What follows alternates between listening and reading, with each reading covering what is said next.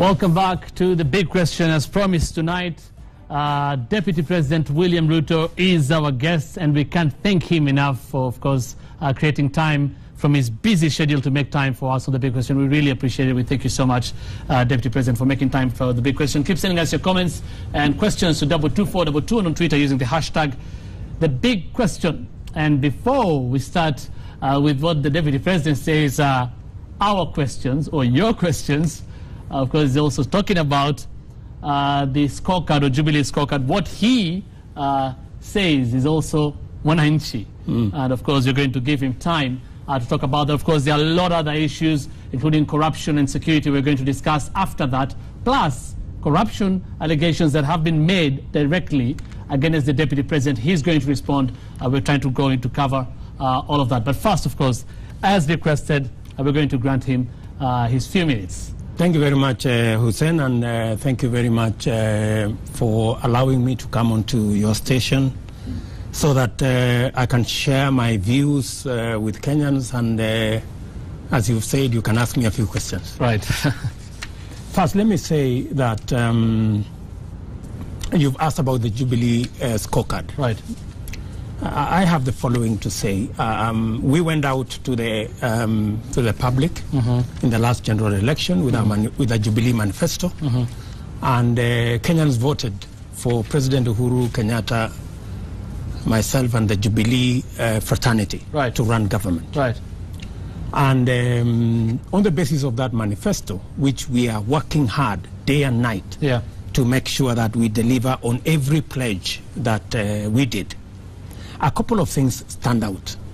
Number one, we promised that to change the course of the country, to modernize our transport infrastructure, we were going to address ourselves to two critical areas. Number one is that we are going to bring forth a new standard gauge railway that Kenya has been waiting for maybe 100 years.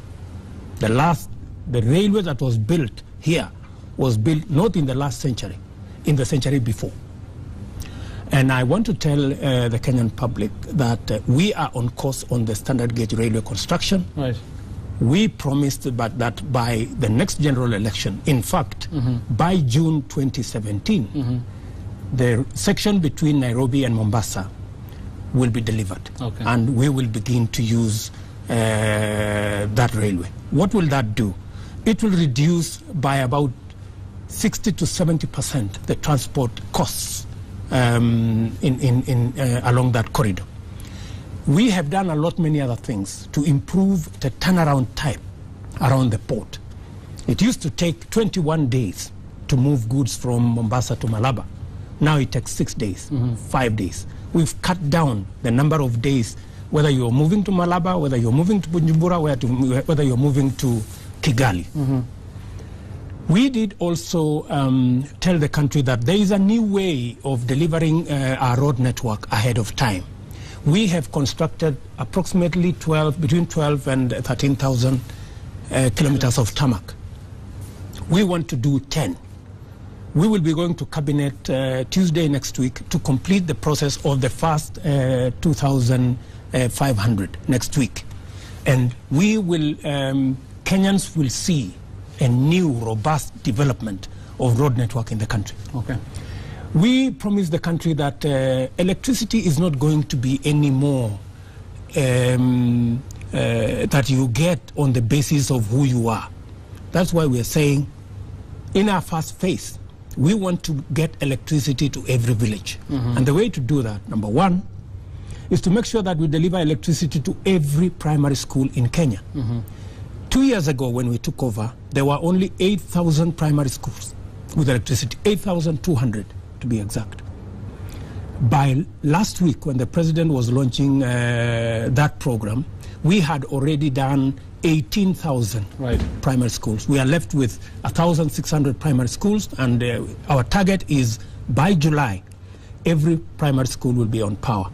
And we have extended that because the public deserve to be on clean source of energy. 80% of Kenya today use fuel wood as energy. for cooking, for doing their chores. We have a lot of serious issues with the environment because people have to use fuel. We have a lot of serious issues with health because of the quality of what of energy people are using. So under the last mile, which we negotiated when we came into government, right, and we negotiated with development partners, it will now be possible, beginning this week, to do a couple of things. Our strategy was threefold. Number one, we increased generation. From the time we took over to now, we have put another 30%, 600 megawatts of energy onto the grid. Our target is to put 5,000 in the next 3 years. We have, and that is to enhance generation.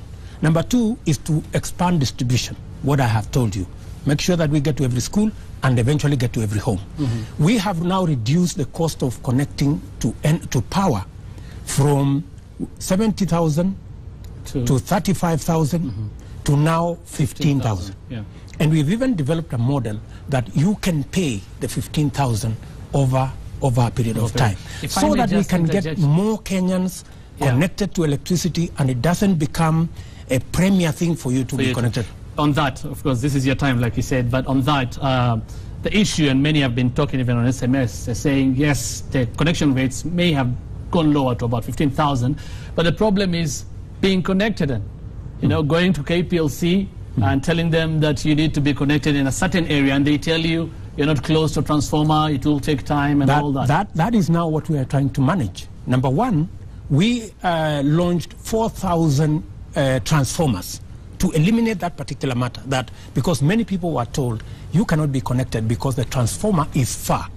We have now 4,000 transformers to make sure that the connection to ordinary mwananchi is as close as possible. And we have said, instead of waiting for citizens to apply, everywhere where there is a transformer, the citizens around that transformer will be connected, whether they have applied or not.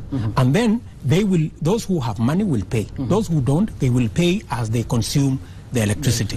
That's a major development in Kenya. On matters of food security, because that's a very important concern for us. In 2012, we 66,000 metric tons of fertilizer was bought by government under the fertilizer subsidy program.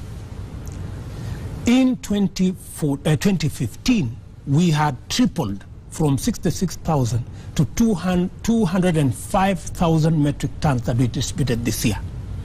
We have brought on board an additional 220,000 farmers, from approximately 420 to 670,000 farmers who today benefit from our program. And what has that happened? From when I was Minister of Agriculture in 2008, when we produced 26 million bags, for example, of maize. Last year, we produced 39, close to 40 million. And we have progressively, because of the interventions of fertilizer subsidy, we have moved production from 14 bags per acre to 20 bags per acre. We are also creating an intervention mechanism for artificial insemination. We want to change the breed of our livestock, so that we have livestock that meet the requirements of today. They are either milk or beef. We are expanding that. We are creating additional nitrogen plants around the country so that we reduce by half the cost of AI facilities or artificial insemination. We are also cutting down on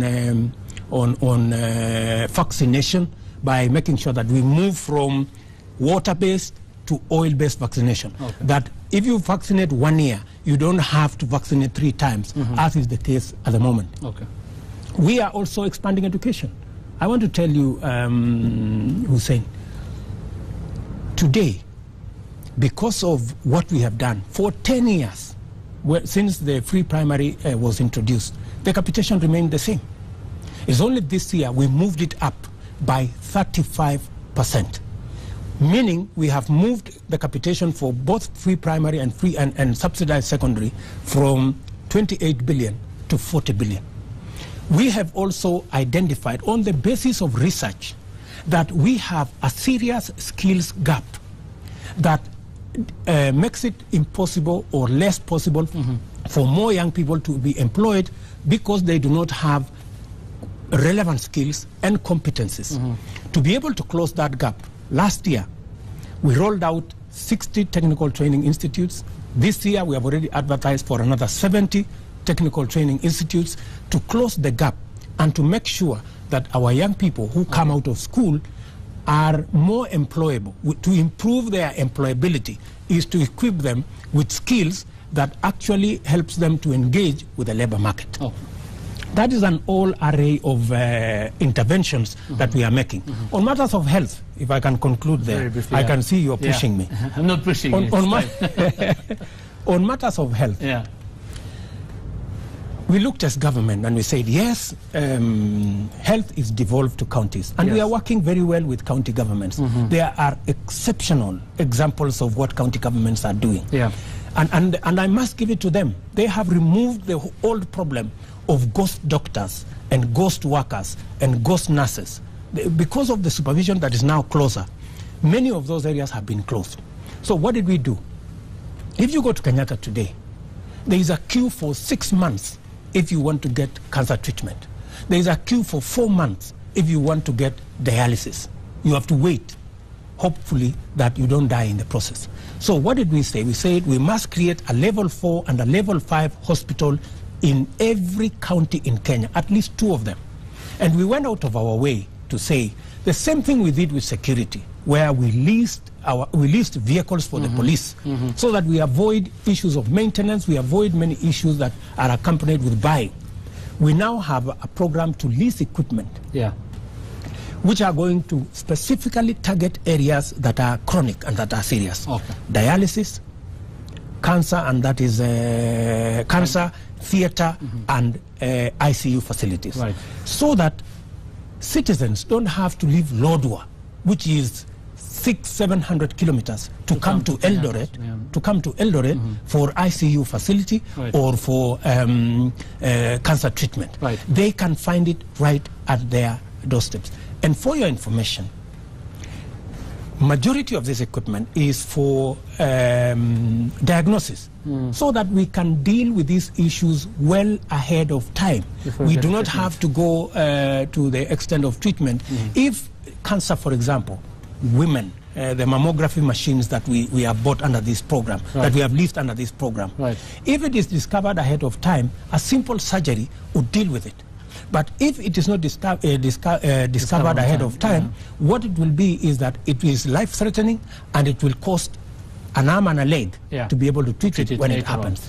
Those are the programs. Just a snapshot of the programs that we are running. And I believe Kenyans are seeing that we are matching what we said with what we are doing. Thank you very much. I'm going to come back to the issue of leasing the health equipment later on. We'll come back to that. First, let me start with corruption that has been happening in the country. It's not a new thing. You're aware of the war on graft and the so-called list of shame. Some already saying that it looks cosmetic, that's key people or big names are already being let off the hook. First, I'd like to know your reaction to that. That is for them to think. We are dealing, let me explain. What happened is we have a huge Jubilee program running. Then we were told there are 2 areas that are critical to the success of Jubilee. There are 2 areas that are stalling the Jubilee agenda. One is security, the other is corruption. The president and I said, okay, we are prepared to take the bull by the horns. If it is matters of corruption, let us get the corruption list. Let us make it public. We took it to Parliament.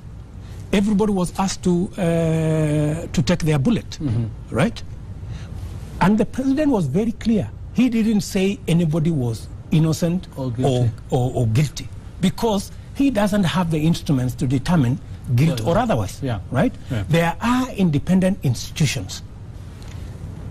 The Ethics and Anti-Corruption Commission is independent. Yeah. The office of the DPP is independent. The courts are independent. It is up to those independent institutions to discharge their mandate and responsibility. Yeah. You cannot turn around and say the people whom we have who are said to be involved, they have gone before these independent institutions, and these independent institutions have made a determination one way or another. Yeah. How does that become an issue about us? About you. Okay, fair enough. This has happened because you've been aware that some have questioned the credibility of the Ethics and Anti-Corruption Commission. You are aware that the commissioners have resigned. Some actually say they had been forced to resign, and the pressure came from the government. I would like to know today, or tonight, from the government, why, first of all, did you force these commissioners out of office? And with the problems that were bedeviling the EACC, some have said that it doesn't make it really credible to handle this. I think the challenges of the Ethics and Anti-Corruption Commission come from way before this government. We had a serious problem. Parliament had a serious problem. I know you. Yeah. Every Kenyan knows. Yeah. At one point, they were saying they were not very enthusiastic. You know, there was even a narrative that these people, you should measure their commitment. You know, that they were not committed to they didn't have what it took to run the anti-corruption campaign. Yes. Right. But the commissioners were removed following due process that it provided for in the Constitution. The president got a petition. He sent the petition to Parliament. Right. Parliament did its job. Right. The president then set up a tribunal. Right. What was the president supposed to do? He was supposed to hold them and tell them, no, don't leave. Wait for the tribunal. Of course not. But Deputy President, the thing. But to give it to you and to give it to every Kenyan, I think it is given that the Ethics and Anti-Corruption as constituted then didn't have what it takes to run the anti-corruption crusade. Then, before these commissioners left, or then even when they were there, I mean, there was a serious credibility problem when they were because there. Of the way they were appointed, because there were a lot of infighting, because there were letters flying left and right and center. This commissioner accusing the other commissioner, and then backtracking on the accusation and all that, and it looked very dirty, and it didn't look very organized and clean at that time. Yeah. So what makes it different now? These were the leaders of this commission who have resigned. What makes it? As we go now into the future, we will follow the due process. The Constitution provides for appointment of new commissioners. You know, the commissioners that were there were not supposed to be there forever. Right. I mean, these are people who are heading investigations up to where we are now. Correct. You have said very well, when they were there, clearly there were problems with the Ethics and Anti-Corruption Commission. They were heading some of these investigations and files that are being used up to now. What makes these files and these investigations credible? Yet these were the people at the helm at that time. My friend, I don't want to impute any motive or to assign any credibility or lack of it to what they did. What will happen is the due process of law, because once you finish from the Ethics and Anti-Corruption, it goes to the next stage. It goes to the DPP. It is for the DPP to determine whether it is this or the other. And even when it goes beyond the DPP, it goes to court. Okay. It is, again, a competent court of law which is independent, which will determine whatever will have been found, the quality of the investigations, and whether there is a case or not. Okay. From the government side, that question, if you can answer me, were they compromised prior to resignation? Or did they resign because they were afraid of being compromised, as they said? From the government, what do you know? Why did these people resign? Were they put under pressure by the government? My friend, Hussein. Right. That is what they say. That is a question you need to ask those people. Because as far as we are concerned, we followed the law, the due process to the letter, and not anything beyond or below. Yeah. All right, fair enough, Deputy President. I'll look at some SMSs now as we go into you being individually accused and allegations made against you on corruption. And first, I'll ask you this question, Deputy President. You are very, very, active on social media platforms, and I'm sure you don't always have the time to engage Kenyans individually, but you have the time sometimes to go through them yourself, do you? Yeah, once in a while I do. Once in a while you do. There have been a lot of allegations against you. And I'll start first with Juma from Kinangop. He's asking, why hasn't the deputy president stepped aside as well? Yet he has been mentioned on the issue of the MTRH, Moy Teaching and Referral Hospital in Eldoret. It's good you have asked that question, because a lot has been said in the social media, in many other platforms about William Ruto. And let me say the following, you know. Number one, every allegation that has been made against me, I am ready, prepared to look at whoever it is that is making that allegation in the eye and deal with it. Right. Let me take you back. There is a flying allegations, the May scandal. You know, oh, you know, William Ruto was involved in the May scandal. The May scandal, my friend, the so-called May scandal, was a scandal that never was. Because it was investigated by the CID, by the Kenya Anti-Corruption then, by the Audit Department. It went to Parliament. Parliament made a determination. 120 members of Parliament voted and said, I had no issue, because no single bag of maize was lost. Nothing disappeared. But it was drummed up. And in fact, I had Jacoyo Midio, my friend, say the other day that I blamed Raila for the maize scandal. I did not. In fact, it is Raila's friend, Ranenberger, in the WikiLeaks, who actually said that Raila was involved, that this whole maize scandal was cooked in Raila's office. It was not me. Right. Number two, Langata. Langata Primary. William Ruto orchestrated the tear gassing of children, because William Ruto owns Langata Road. Right. My friend Hussein, I want whoever is making that allegation to look at me. My name is William Ruto. There is a person who owns the land of Langata Road. He has not denied ownership. The owner of Langata Road Primary School, who is laying claim to Langata Road Primary School, is in court. He is not a ghost. He is not a foreigner. He is a Kenyan. He is in court. He is the owner of Airport View Limited, which owns a whole estate in Wilson Airport. It's not something that you can apply guesswork. How does a Kenyan who is in court and he says, I am so and so, how does that become William Ruto? It was actually blamed on Western Hotel, which some have said actually belongs to you.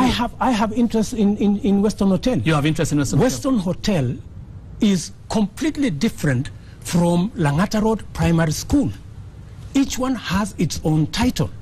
The title for Langata Road Primary School is in court. The owner of Langata Road Primary School is in court, still claiming ownership of the school, my friend. Right. And you see, it is not being reported because those who are chasing it found out that it had nothing to do with William Ruto. Right. Let me take you to MTRH. Right. Sorry, if we can.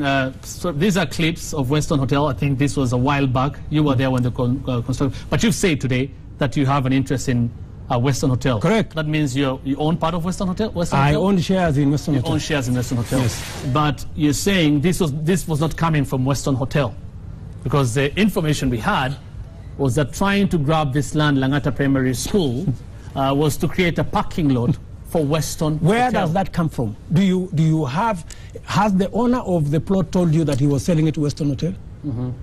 The owner is in court claiming ownership of the plot. He's not saying he's claiming ownership on behalf of Western Hotel. Right. Right? Okay. But you see, there is a script, and I will come to that. Right. Then you come to MTRH. Sorry, my friend. Just one more before you go to MTRH. Western Hotel, it is also alleged, it was built on land belonging to the Kenya Civil Aviation Authority. Precisely. And it has been said, Yes. that the owners of Western Hotel, and your names have been mentioned again, Correct. grabbed this land as well. Precisely. So why hasn't whoever lay claim to this land, why haven't they gone to court to find out Western Hotel, with the land we bought, the transfers are there from people who are allocated. We were not allocated the land.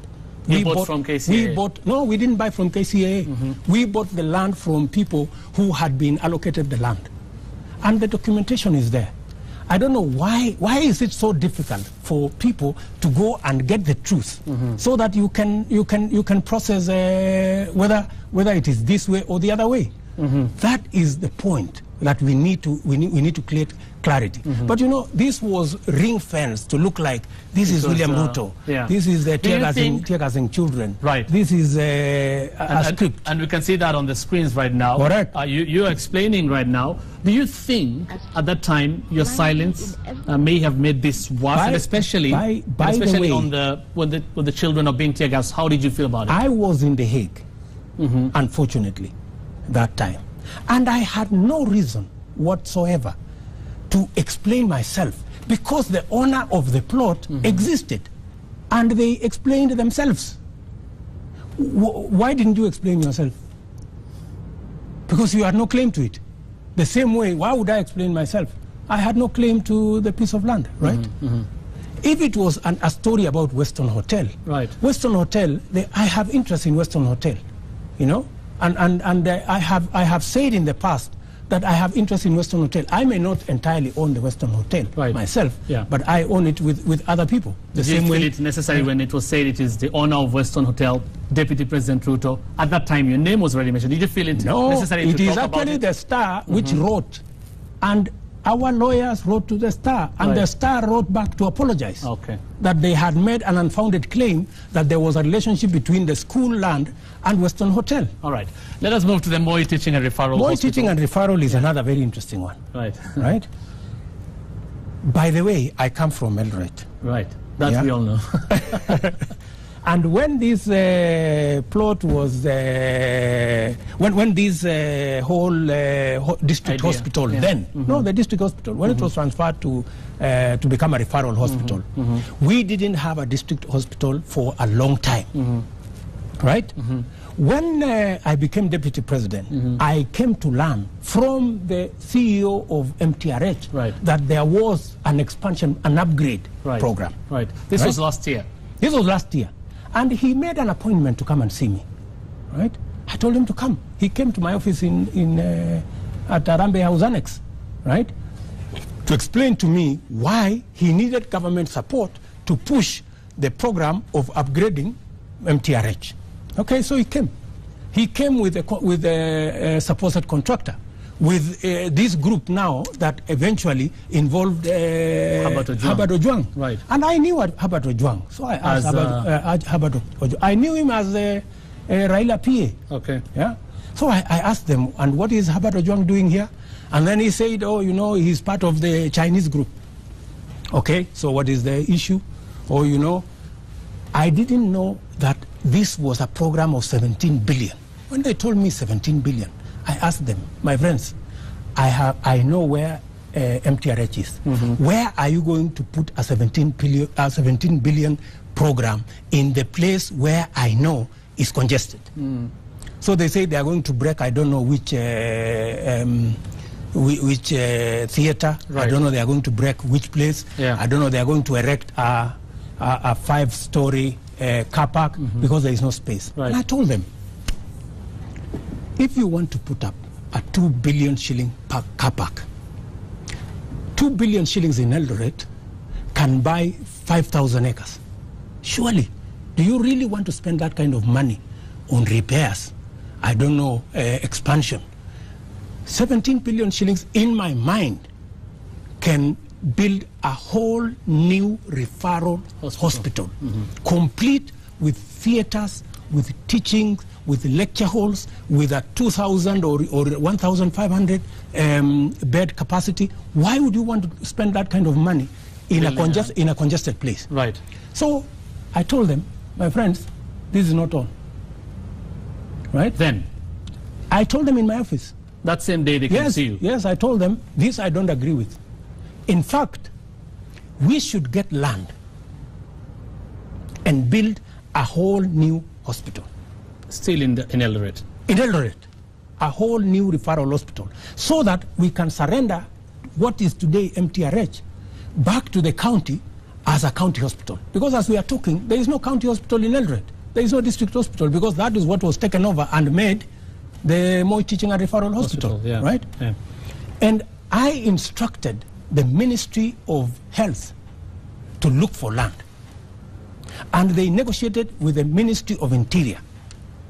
They brought a cabinet memo, which was approved by cabinet, to hive off 200 acres of prison land. They have 800 acres in Eldoret, and that is almost the only land that's available. Yeah. 200 acres was hived with the approval of cabinet, and we told them they must now follow due process. The ministry itself has now done an international tender for expressions of interest to develop a new hospital. Right. What happens when somewhere along the line, Yeah. the Herbert Ojwang comes, or I have been shortchanged. He went to a committee in Parliament, or William Ruto. Yeah. I don't know Kale Postani. I don't know who, my friend. And they are even trying to say, I brought Raila Odinga into this. It is Herbert Ojwang who said Raila had been paid 5 million. It is Herbert Ojwang who brought the tapes. Right. It is Herbert Ojwang who delivered himself to Parliament. Okay. I don't know who sent him. Who sent him here? Right. But although Herbert Ojwang... But let me put it on record. Right. As so long as I'm deputy president, a project like that is meant to steal money from the public will not happen under my watch. Okay. Not in a place where I understand so well that what they are doing is not straight. In any case, I asked them, what process did you arrive at? How did you arrive at 17 billion? Did you have a tender process? No. It was, a deal, Right. which was manufactured around the Grand Coalition time and all that. And I told them this is not on. This is not on in the Jubilee administration. Okay. And many will commend you for Let me conclude right. by saying the following. So you see this whole narrative about William Ruto is corrupt. William Ruto is involved. They even tried to bring my name in this thing of land in Karen. Yes. Which I read in the newspapers. I'm going to give you time to respond specifically to that, what you want to say now. Correct. But first on this issue of MTRH.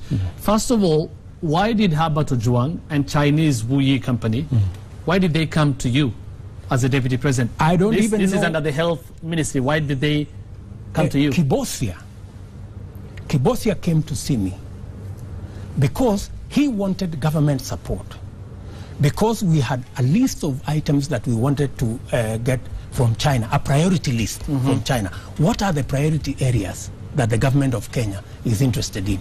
They wanted me to help put in the priority list of government the projects to be funded, right, by the Chinese government, because they didn't have funding. They were looking for funding from China. Right. So even this 17 billion was not really money. It was an estimate that was supposed to have now been agreed between the government of Kenya and the government of China. Right. And I told them, before we even consider it as a priority, what is it that we are trying to do with 17 billion? It cannot happen here. Okay. So we need to get a proper place where we can do it. Okay. So is there a reason why Kibosia, of course, for the sake of our viewers, is the CEO of Moi Teaching and Referral Hospital in Eldoret. Is there a reason why he came to you, Deputy President, instead of going through Kibosia? Yeah. Why couldn't he go to the Health Ministry, for instance? You see, when the president is going out of the country, many departments, many government departments approach Treasury directly whenever they have financial requests. Right. And it is not uncommon for departments to come and request, and especially because I come from Eldoret, and they know I understand what is happening in Eldoret, especially now that we don't have a district hospital, we don't have a county hospital. They wanted me to fast track this particular engagement, right? Okay. I asked them to come formally to the office. They brought all those plans, and when I looked at the plan, I told them, how can you have a 5-story parking in Eldoret? So what was Herbert Ojwang's role in this? Why would you actually allow him in your office? Herbert Ojwang would not have found his way to my office. He came as an entourage, and I even asked, He came as an entourage of this Kibosi, of the CEO and the contractors who were supposed to explain to me what it is that they wanted to develop. You know, what it is that they wanted to develop. But I dismissed it. Then, like you said, and many would commend you actually for seeing there was a problem and stopping it. This happened last year. Herbert Ojwang has talked about this, I think, last month. If you saw there was a problem then, why didn't you go public about it or make, you know, you're the deputy president, you're seeing this could be corruption, there is a problem, why didn't you do something about it? I did something about it. I did something about it immediately. The process of identifying the new land did not happen this year. It came to cabinet last year. I immediately started the process of telling the ministry this issue is not on. So the process of looking for new land began, I think, 2 or 3 weeks after they came to my office. And that is why we have made so much progress. You don't expect that you can find 200 acres of land and negotiate and agree and take it to cabinet and move it between ministries, and obviously it cannot happen within That's weeks. For sure. It takes months. If you look at the cabinet memo, it may have been end of last year or early this year. That is when the cabinet approved the additional land. But individually, I mean, you could have activated mechanisms to either have them investigated or whatever, because you saw this is the CEO of MPRH coming to you. You see, what the good side of this thing is that nothing really had happened. You know, there was no public money that had been spent in any way. There was nothing that had happened. These were just fishermen trying to look for deals and what have you, which we told them this is not on. Okay, he went ahead. I don't want to waste more time on this, but he went ahead to talk about Caleb Kositany associated with you. That's what he said. Would you know? Are you talking? I mean, individually as a deputy president, but would you know if Caleb Kositany actually met him, with or without your knowledge? You see, that's a story you should ask Herbert Ojwang. I am sure he has a tape recording of Caleb Kositany and all the other people they were doing whatever it is that they were doing with, right? And that is for him to answer. What I did as deputy president of Kenya, I can account for every step of the way. And believe you me, the process of developing a new referral hospital in Eldoret on the 200 acres that has now been given by government is on, because it is the right thing to do. All right. Now to what you wanted to explain here. Let me explain to you. As I read this SMS,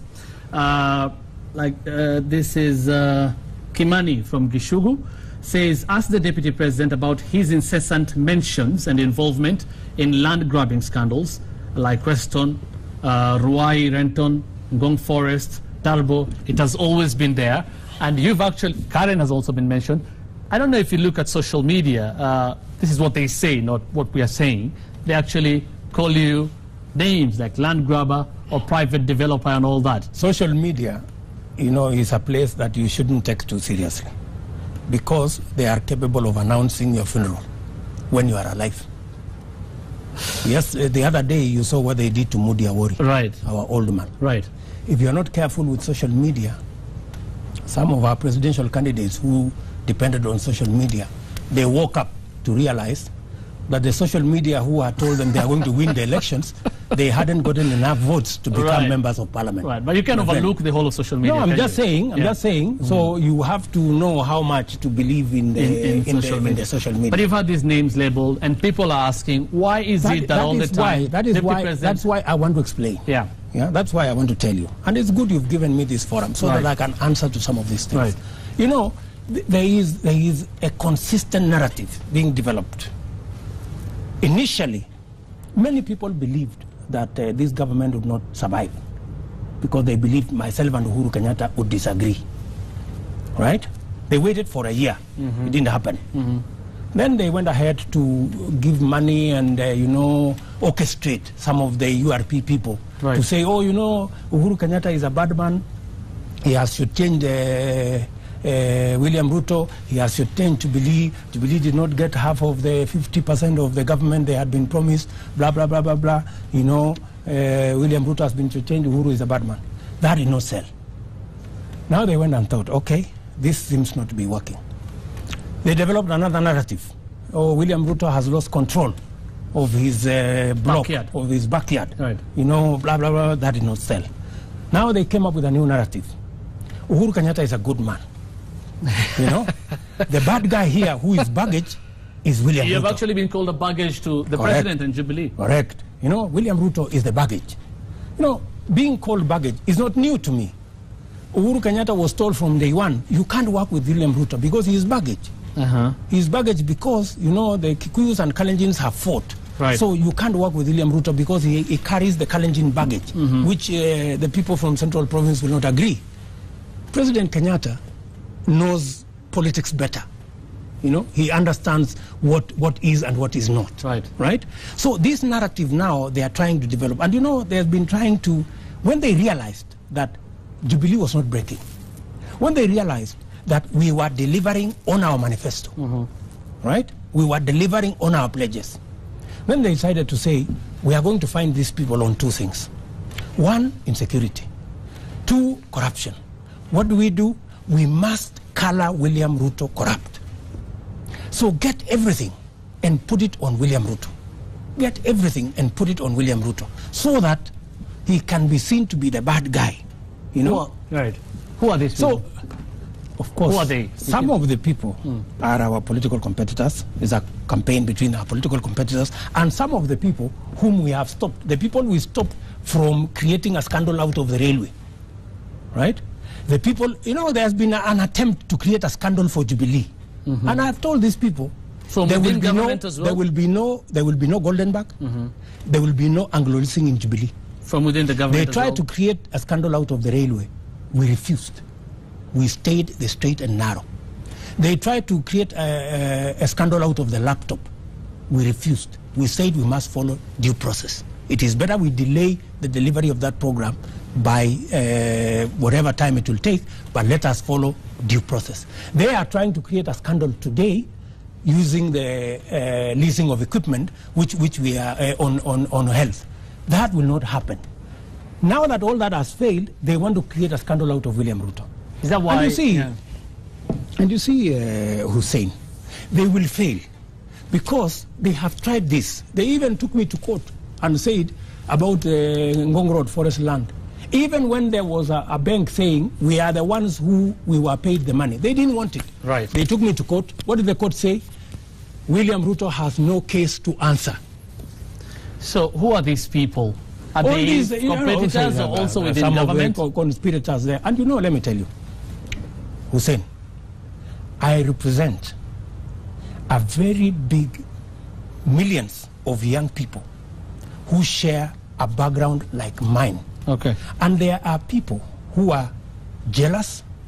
Some of these people cannot believe. Because, you know, a narrative was created in Kenya. You can never get anywhere. You can never be president of Kenya. You can never be deputy president of Kenya. Okay. Unless you have billions, unless you have millions. So we are challenging that narrative. William Ruto seated here, a character who was selling chicken at the railway in Eldoret. Is Today now is the deputy president of Kenya. Okay. There are people who cannot live with that. Okay. And they must say, oh, you know, William Ruto got there because he's corrupt. You know, William Ruto got there because he cut corners. Right. But I want to tell them, I challenge them, you know, whoever it is, the narrative that they have created, I managed to develop URP and made it a formidable political party. Okay. Without the billions they talk about. Right. I want to tell every Kenyan youth, look at William Ruto. He may not have the billions that these people are talking about, but you can get somewhere if you are determined and you have what it takes. But these are people, I mean, this is why. This is you explaining why every time we're hearing a scandal, your name is being brought in. It has to be put in.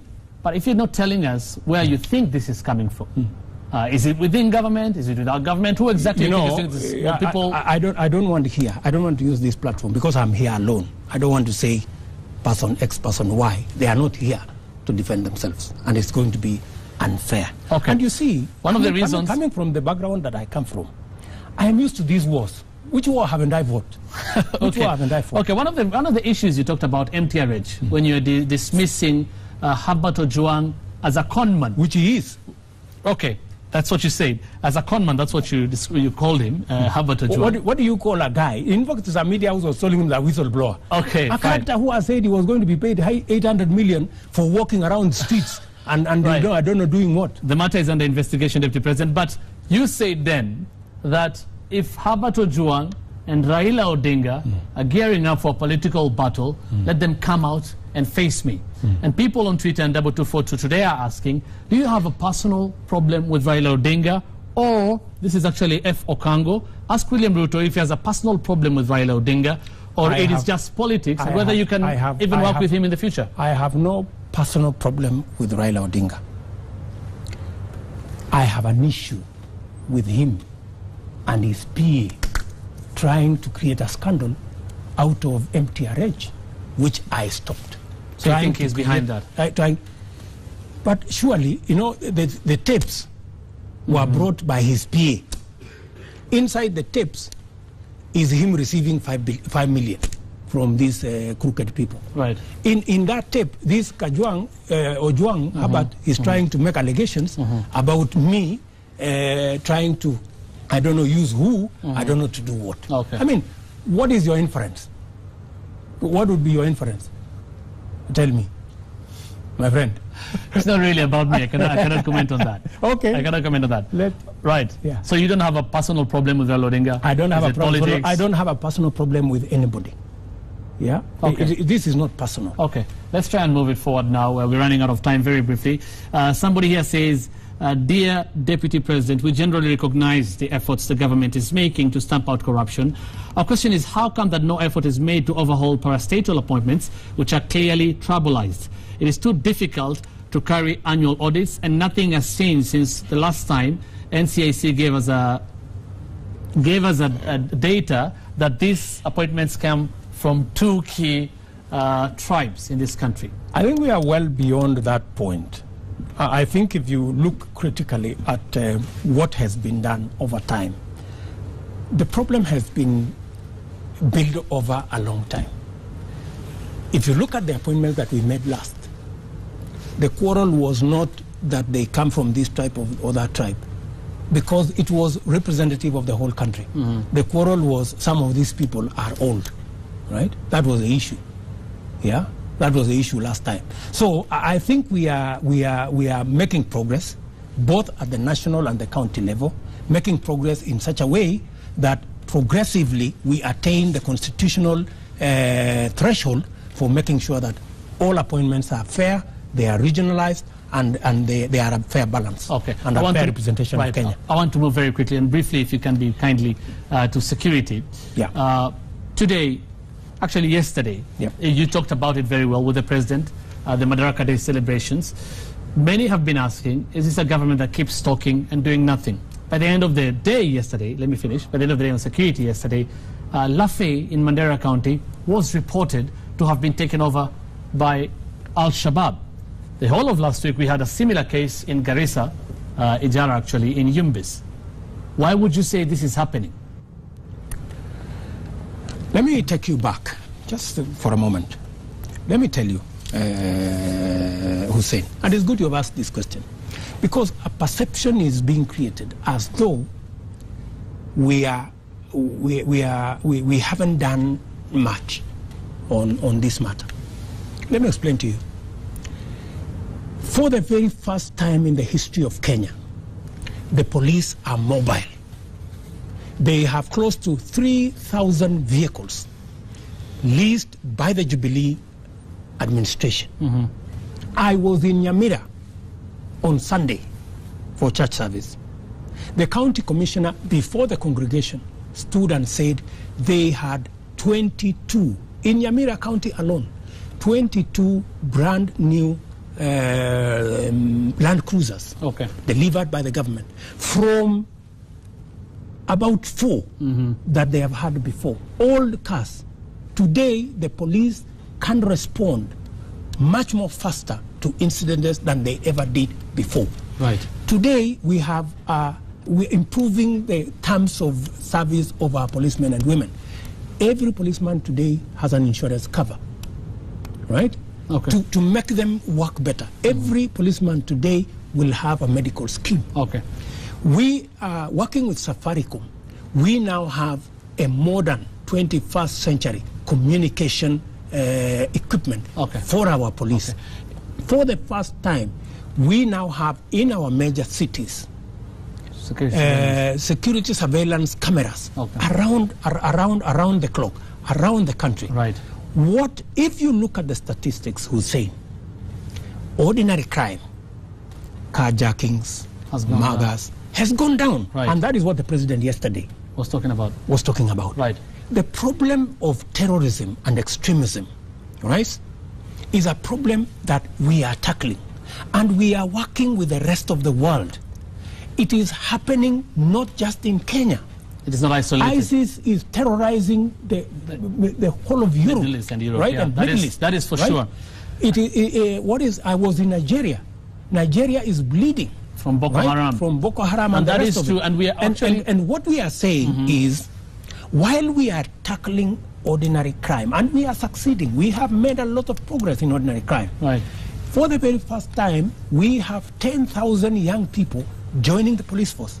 We will get another 10,000 next year because we are trying to reduce the gap between the personnel that we have and our requirement. And we commend you for all that. And it is going to take a lot of interventions so that we get where we are going. The security laws we passed the other day enhances the coordination between intelligence, between the security. It is not an isolated, I mean, we agree with you, fair enough, it is not isolated to Kenya. Terrorism is not isolated to Kenya, that's for sure.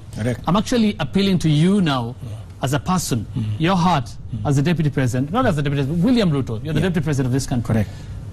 These attacks, as much as they don't happen in Kenya only, when they happen, and you hear wananchi saying, wameshindwa na security, we can't take this anymore. How do you feel, you personally? Does it overwhelm you? How do you feel? You can understand. By the way, it is very heavy on the president and on us. You know, every incident that happens takes us down. We don't take it lightly. When 140 children go down, promising young people in university, it's not small. It's not a minor thing, right? And by the way, I want to tell you, Hussein, and to tell Kenyans, our security forces are doing a wonderful job. And I know when I say that, people think it is an irony. But the number of foiled attempts and attacks on the people of Kenya is unimaginable. We are working around the clock. And that is why the president went out yesterday and said, we are doing the following as government. We are improving the equipment. We are modernizing communication. We are improving the quality of the terms of service. We are increasing personnel. We want parents to make sure that they take charge of their children to avoid radicalization.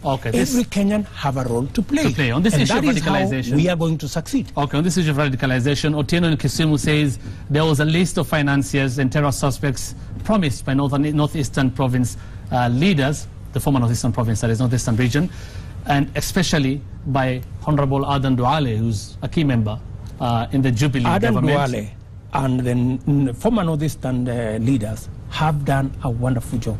Let me say it again. What they actually committed themselves. They went to Garissa, they went to Mandera, they went to Wajir. They spend their time and resources to make sure they speak to these communities. It is going to take every small step for us to sort out this problem. And when they came back, they had a raft of recommendations. What needs to be done? Some that I cannot say here. So that we can tackle those matters. They have made a very comprehensive analysis of the situation, of course in collaboration with our security agencies, and we are taking steps on the basis of what they came up with, to be able to deal. That question by Otieno, however, was this list, has this list been given to the government as we speak right now? Because it promised a list of financiers. It may not have been given directly by the leaders, but the mechanism that has been set up is to get a much more robust way of citizens engaging the security agencies in identifying and giving these people and giving information and giving information on financials, on children who have disappeared, on but does it bother you? Many other does it bother you that he went again to say he doesn't owe anybody any list? You see, if you take somebody to a situation where he has to defend himself, he was making an offer, you know, and a legitimate and a honest offer. And he didn't just stop at that. They actually went out of their way. They went to do that which they committed that they were going to do. Okay. They were going to speak to the community. They were going to engage the religious leaders. They were going to engage community leaders. Okay. They were going to come up with a raft of what they think will help government tackle the issue of radicalization, of extremism, and making sure that we secure those regions. And we are working with them, with the community leaders and all the other stakeholders, to make sure that we minimize radicalization, we reduce and eliminate extremism, and we manage the security situation in those areas. We'll come to that shortly. Very briefly, if we can tackle this. We're really running out of time. There are a lot of questions, and obviously for our viewers, we cannot obviously ask all your questions. We'll try as much as we can to get all your questions in. The issue, before we come to the issue of Jubilee Alliance Party, when you're talking about this, very briefly, I kindly urge you. I will. We're talking about this issue of leasing medical equipment. Correct. We've heard the governors, some governors actually, are against this thing, saying, why should you lease medical equipment for 38 billion shillings? It's actually about 94 to 95 million shillings per county per year. The Council of Governors, the chair actually has already said, with less than 100 million, he can buy all those equipment in 1 year. And you're talking about leasing. How is that cost effective? Let me say the following. If you ask the Director of Medical Services and the people running the Ministry of Health, we have tons of equipment lying in hospitals, either because there is nobody to operate them, or they are faulty because of a small spare, and nobody has the capacity to repair. We had the same problem, Hussein, with police vehicles. 50% of the police vehicles we had bought were lying in police stations on stones because of this or that mechanical problem. When we went to leasing, every vehicle that we leased for the police is working. When the vehicle breaks down, we don't waste our energy and time trying to repair the vehicle. We call the supplier. He takes back his vehicle. He gives us another one. So we move ahead. We move ahead with a job for which we are looking the vehicle for. That is exactly what we are doing with medical equipment. And for your information, it's not just in Kenya. That's what's going on in Europe. That's what is going on in India. So you still stand by this? You think it's cost effective? It is the most cost effective way, because what does it do? Number one, we pay for service of the equipment. You know, why do you want to buy an equipment when you do not have the men to service it? You do not have the expertise to maintain it. They can hire those people. Right? So what we have done is, under this leasing program, the leasing comes with the equipment, it comes with the personnel to manage it. The issue of repairing it is on the person leasing the equipment to us, the maintenance, the repairs, everything. Okay. We pay for the service. But the governors say they can buy these things and they can hire people to take care of this equipment. If we can answer this together with that. Plus, do you think there should have been better consultations done with the governors before this was done, so that to avoid this friction? Because some say it looks like this is the national government again trying to bombard their issues and ideas to counter governments. Let me ask you, Hussein. Or claw away devolution, that is the word that Let me ask you, Hussein. Would you rather, instead of us taking this equipment to Lodwar, would you rather that lady who has a cancer in her breast come all the way 600 kilometers to Eldoret, or would you rather have it in Lodwar? Obviously, you'd rather have it in Lodwar. Yeah? Right. When we were, by the way, we have very progressive governors. The equipment for Machakos is already installed. The equipment for Kakamega is ready. The equipment for Nakuru, we are going to launch it shortly. Right. What am I saying? When we went with the president to Machakos, one of the people who was on the dialysis machine was a fellow who had been forced to leave Machakos to come and live in Kibera slums so that he can come to Kenyatta for dialysis every 4 days. That fellow now is back in his backyard in Machakos. Accessing health. And accepting health. But these governors are not saying, Deputy President, these governors are not saying this fellow should not access. They actually agree it is important they be taken back to the countries. What they are saying is they should buy. It's their mandate to get this because health is devolved. They should buy this equipment. That's why I'm telling you what we have done as government, well beyond the budget that is already set out for health, which we have given to the county governments, and they are free to use it the way they want. Right? We have gone beyond that because from where we sit as national government, we can identify where the problem is. And the Constitution does not bar the national government from doing a complementary function, that can be done at the county. So what we have done, we have not told the county governments that they should not go ahead with the health provision. That is why, with progress, and by the way, the governors that are talking are less than 10. 38 governors, as we are talking, have signed on to the program. The program is moving on. Okay. So these ones who are talking are people who are playing politics. Unfortunately, they are playing politics with the wrong stuff. You're playing politics with people to queue here for 6 months waiting to be treated for cancer, or 4 months to be treated for dialysis. Right. That is irresponsible, to say the least. Right. And let me say, last, the CECs for health were involved every step of the way. In fact, the hospitals were identified, the hospitals to be supplied with this equipment were identified by county governments. So at what point does the county government say we were not consulted? And in any case, consult this, consult the other. Right. We need to address the real issue. The real issue is that Kenyans, and for your information, William Ruto and governors have a 10 million shilling medical scheme. The ordinary people in Lodwar, in Lungalunga, in Alego, they don't have 10 million shilling insurance It's cover. still an arguable thing, and it's in court right now. They've actually decided to seek legal redress on that matter, because what they are saying is that they are not opposed to this person accessing the same medical facilities in Lodwar. It is just that it is their mandate and they should be allowed to buy this equipment. But we'll leave that there now, finally, because we can't talk about everything. Let's talk about the Jubilee Alliance Party. Do you think, first of all, the question that was raised here by Florence, actually in Baringo, is will this be the end of URP, first of all? And should there have been enough consultations? Yes, you may be the people who formed URP, but URP has followers and supporters who believe in it. Why are you acting like you own the party and you're just going to decide when to stop it? By the way, Jubilee is not a new thing. Jubilee, URP, TNA are all one and the same. Right. It's not that we are parachuting anything from this. This is Jubilee administration. What is wrong with making it a Jubilee party? I mean, it's a very simple thing. And for your information, the Jubilee Alliance Party is a very popular movement in the grassroots, my friend. Don't be deceived by anybody. This is a movement. And let me tell you, the reason why we put this together is because we want to defeat people who engage in parochial, divisive, this is this. And for your information, my friend, they say fools learn from their own mistakes.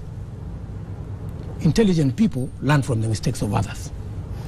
Why did the NAC revolution die?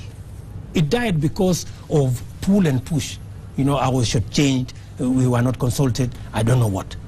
Why did the Grand Coalition not perform as it should have been? Because nusu mkate, we were not consulted, I don't know what. Do you think William Ruto and Uhuru Kenyatta at this time, we haven't learned anything from what has happened for the last 10 years? Do you think we have not learned anything?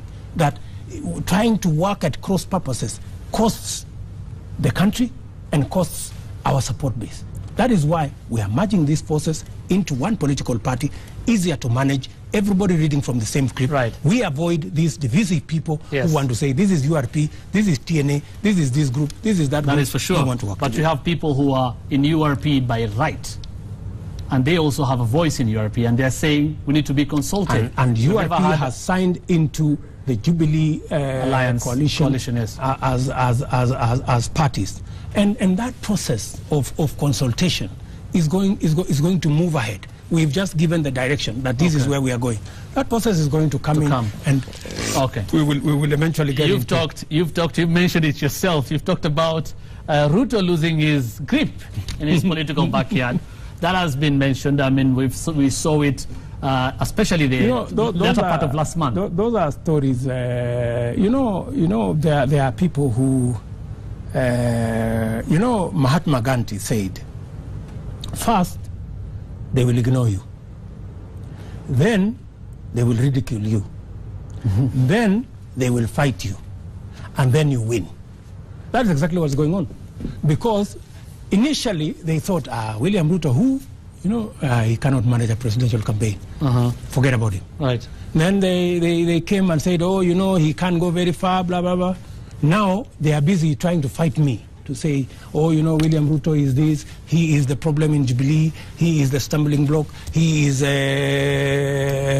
corruption, I don't know what. Because they are fighting. But I am very clear, we are going to win. So it doesn't matter, you know that you still have the support of the people. All these are just shenanigans because, and let me tell you, we are actually putting the political careers of many people on the line. And they must fight. Just ask yourself, Hussein. Right. The railway will be working. There will be 5,000 kilometers of road around the country. Electricity has come down to 15,000. The kids are going to school, they are not paying school fees. Agriculture is improving, we are closing the gap. These people in the opposition, what are they going to say? They must find something. Okay, this came from your political backyard, like you said. We don't want to dwell so much into that. But one of the issues that was mentioned, especially by political analysts and critics, they were saying it forced you to actually respond to them. Meaning, in which way? It was getting too much, for you to handle? Is that what happened? How have I responded? When you responded to some of these people in the Rift Valley who were talking about you, how did I respond? Okay, you were quoted, for instance. When we went with the president to Yes, that is Bomet. one when you went to the president. And we went to the president to Bomet not to respond to anybody. We went there because the president had been invited by the Bishop of AGC, who is our friend. The president and I were there during his inauguration. He is our friend. We You've went talked, there. for instance, of people who are praying for your downfall at the ICC. By the way, when I said that, I said that in the language that I said that because it was meant for that constituency. It wasn't a national issue for us to come and discuss here. Okay. And it's not a story for us to bring to the national television. Why not? Why would you say that? Why do you think it's not material for here? We will sort it back at the backyard there. And you see, meaning you think there's something to sort out? Let me tell you, Hussein. These are people who they are doomed in a way, because they cannot believe that it is actually happening before their own eyes. Okay. Okay. And they supported other people before, but they can see the reality is changing. Right. The world is moving. The earth is just moving beneath their feet, and they can't take it. My final question, Deputy President, take a yes, 30 seconds, if you don't mind. Okay. Kiptarus is talking from Bomet County, and he's asking, what is the difference between the Mao forest evictions right now and what happened during the coalition government that many say were attributed to Raila Odinga's downfall? Wonderful. Isn't it the same thing happening? Wonderful. I will answer that question. For your information, Hussein, there is no single house that the government has burned in Mao. People have been claiming. Yeah? We've seen I saw pictures, one member of parliament. One member of parliament right. went to. He was posing. He went and lit a house, and he was posing literally. He went and lit a house, and he was posing. He lit the house himself, and he was posing there alone. There was nobody else. The owner of the house was not there. Even the cows were not there. The chicken were not there. He was posing, and it was in one media house. And we know the owners of that media house, which program they have, right? Okay. It wasn't carried on Citizen, was it? All right, I wouldn't want to go into which media will say this or that. So that's why I'm saying. So they are trying to create a narrative that people are being evicted. By the way, the president and I meticulously follow that issue. We have engaged the local community. We have engaged the local leadership. Right. We have fashioned out an agreement, and shortly that issue will be brought to bear. We'll see how that pans out. Thank you so much, Deputy President. We had more and more. If we had more time, I think even if we had the whole day, we wouldn't finish asking you questions from Wananchi. But we'll keep inviting you. I hope you'll come again. Thank you, Hussein. I will come again. Right. And I want just to tell the people of Kenya, the Jubilee administration, we are very clear about our mandate. We are very clear about our manifesto. Okay. And we will deliver on every single pledge that we made. Right. Because we have pledged the transformation of Kenya. Right. And that is going to move ahead. Let me conclude by saying the following. Just give me 30 seconds. Okay. The issue of youth unemployment. Yeah? What are we doing? You know, many people are asking, so what is Jubilee doing? I tried to respond. I tried to say it yesterday. What are we doing? Number one, we are engaging young people who are coming out of school by developing a curriculum now for them through technical training institutes. The 1 million army that we launched with Frank Ireri of housing finance, you know, the first graduates came out this year. Yeah, we want to equip young people with the skills for them to get jobs. Okay. We are making sure that young people have access to credit using the ways of funds. Right. And I am appealing using this platform, young people, please step forward. Go for the contracts. The 30% contracts reserved for youth. Right. You know? Right. There are a lot I of know questions. many young people are saying we are not getting those contracts. These contracts, In yes. business, you have to work hard. I want to ask every They're young actually people, saying, Deputy President, they're try actually again, saying, yeah. try again, keep at it until it happens. They're actually saying this. In fact, this we have asked the Ministry of Devolution to go out and do a campaign for young people to participate in these contracts. They're actually saying these contracts are not for young people. It's the same wazirs creating companies and getting the contracts. And that is why the young people must claim their space. How? They must What should claim they do their if they're space. being told They this is must a due push. process that was They must followed? insist. They must push, either at the county level or at the national level. Okay. We have engaged many of them. So we are creating opportunity. And last, the reason why we are bringing down the cost of energy, the reason why we are expanding the road network, the reason why we are creating the railway, the reason why we are equipping young people with skills, because we want to expand our manufacturing and industrial base. Okay. The way we are going to create jobs in Kenya, Hussein, and I want to tell every young person and everybody listening, the way we are going to create jobs is by making sure that we bring down the cost of doing business, by expanding the road network, the rail network, bringing down the cost of energy. We have already brought it down by 30%, so that we can stimulate the expansion of manufacturing. It is the manufacturing sector, it is the industrial sector that will engage more young people. And we are equipping young people to have the skills to participate in the industrial revolution and manufacturing revolution that is going to take place in our country. Thank you very much, Deputy President. I still won't let you go. We are going to the trends now. Willis Raburu is standing by. I kindly invite you to go through this. What am I supposed to do? Don't worry, we'll tell you what you're supposed to do. Right, Willis Raburu, Deputy President William Ruto is asking what he's supposed to do. Tell us what you have. All right, thank you very much. Of course, to answer the question the Deputy President asked, we just want him to relax. And we're just going to pose a little light.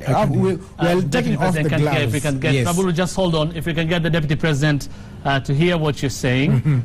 Right, now go. Now I go. Okay, to answer the question, sir, we just want you to relax. And so we're going to post a few pictures here to kind of get your memory, to get your memory up. And so, of course, the first one is going to be this picture right here, to bring back the old days. I don't know if the Deputy President remembers this, for example.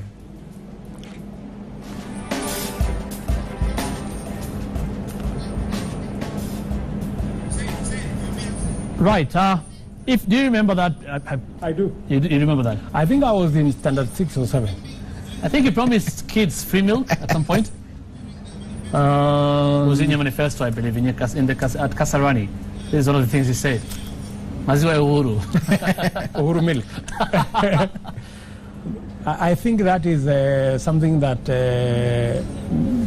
I think the laptops comes ahead of many of this, and, and I think we are front-loading many of the other achievements, many of the other interventions. Okay. For the moment. Right. Let's proceed. Right. So of course, Hussein, you'll be my mouthpiece over there as well. The next picture is one that we want to just go way back. He's just from telling us that we all know where he came from.